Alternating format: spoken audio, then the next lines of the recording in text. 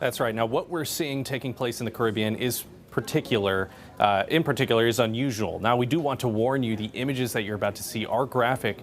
Now, one thing Senator Mark Kelly made clear is the administration needs to give answers, and he's concerned with what he calls a lack of transparency on what's happening over there. There needs to be an investigation. Senator Mark Kelly pushing for the Secretary of Defense, Pete Hegseth, to answer for actions currently taking place in the Caribbean. I will say, though, as somebody who has sunk 2 ships myself, that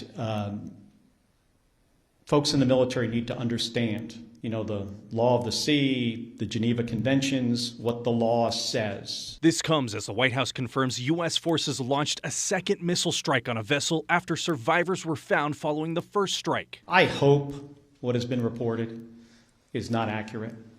I revere members of the United States Navy, especially Special Operators, Navy SEALs. The White House saying on Monday that a Navy admiral acted within his authority and the law when he ordered the second follow-up strike. Earlier in the day, Kelly pushed for Hegseth to come before Congress. And I'm concerned that if there were, in fact, as reported, survivors clinging to a damaged vessel, that could be, over a line.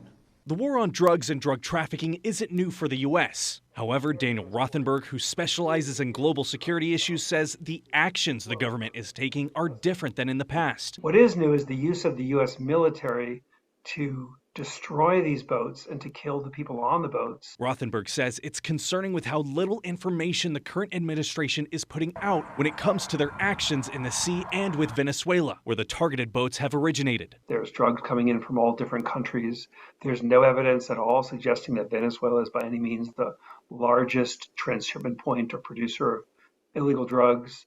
So this focus, lacks a certain sense of clarity. And I think the American people deserve to have a clearer sense of what the point of all of these threats is. The more the U.S. continues to add forces to the Caribbean, Rothenberg says the more difficult it will be for the military to pull out in the future.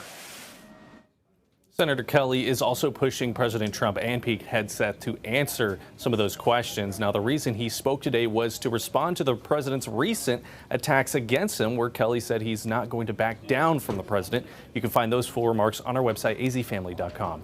In the newsroom, I'm Steven Sarabia with Arizona's Family.